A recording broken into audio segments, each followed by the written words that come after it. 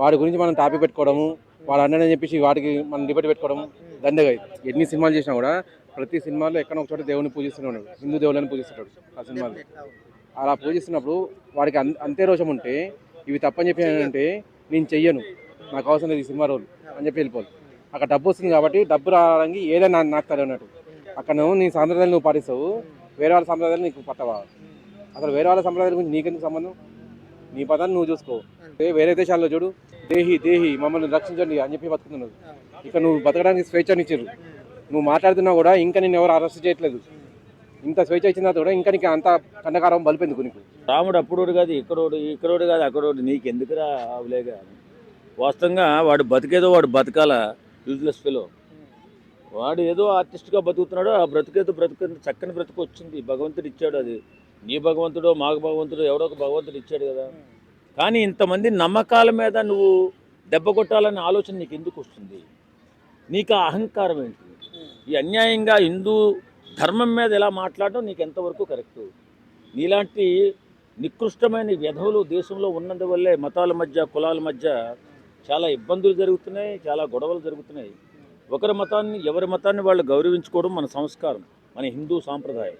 హిందూయిజంలో మన భారతదేశంలో ప్రతి ఒక్క మతం కూడా అన్ని మతాలని గౌరవించాలనేటటువంటి పద్ధతి ఒకటి ఉంది. ఆ పద్ధతి మర్చిపోయి ఈ ఎదుటి మతాల మీద బురద జల్లుతూ ఎదురు మతాలను తక్కువ చేసి మాట్లాడుతూ కొంతమంది ఇలాంటి వెధవలు, సినిమా యాక్టర్ ప్రకాష్ రాజ్ లాంటి వెధవలు ఇంకా మాట్లాడుతూనే ఉన్నారు.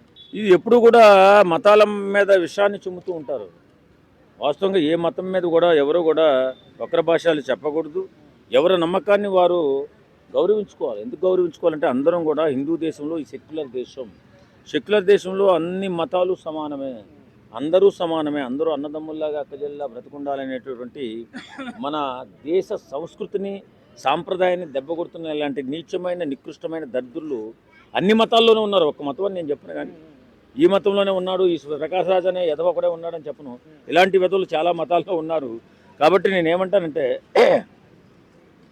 మనం ఎవరి నమ్మకాన్ని, ఇప్పుడు మన నమ్మకం హిందూ సాంప్రదాయం నమ్మకాలంటే మనకు అమితమైన ప్రేమ, అభిమానం, నమ్మకం. ఆ నమ్మకాన్ని కించపరిచే విధంగా వాడు మాట్లాడుతున్నాడంటే మన అందరి నమ్మకాలని అందరి మీద అవహేళన చేస్తూ మాట్లాడుతున్నాడంటే మన అందరినీ అవమానించినట్లే. కాబట్టి ప్రభుత్వాలు ఇలాంటి నికృష్టులపై చర్యలు తీసుకోవాలి. మతాల మధ్య చిచ్చు పెట్టడము, కులాల మధ్య చిచ్చు పెట్టడం ఇలాంటివి చేస్తున్నప్పుడు ఖచ్చితంగా ఇలాంటి వ్యక్తులపైన చర్యలు తీసుకోవాలా. అలాంటి వాళ్ళ మీద కఠినమైన చర్యలు తీసుకోవాలి. మళ్ళీ వేరే వాళ్ళు మాట్లాడకూడదు. ఇప్పుడు ఎవడ మతాన్ని వాడు గౌరవించుకోవాలి, ఎవడ బతుకోవాడు బతకాలి. అప్పుడే దేశం అభివృద్ధి చెందుతుంది. ఇలాంటి విధవల వల్ల దేశ అభివృద్ధిలో కొంచెం ఆటంకం కలిగే అవకాశం ఉంటుంది. ఒకరి మతం ఒకరికి కించపరుచుకుంటూ ముందుకు వెళ్ళామనుకో, ఒకరికొకరు శత్రువుల్లా కనపడుతుంటాం, మిత్రత్వం కనపడదు అక్కడ. కాబట్టి దేశ అభివృద్ధిలో వెనకబడే ప్రమాదం ఉంది. కాబట్టి ప్రకాష్ రాజు లాంటి ఇలా విషం జిన్నేటటువంటి వ్యక్తుల్ని ప్రభుత్వాలు, పోలీస్ డిపార్ట్మెంట్ కంట్రోల్ చేయాలా.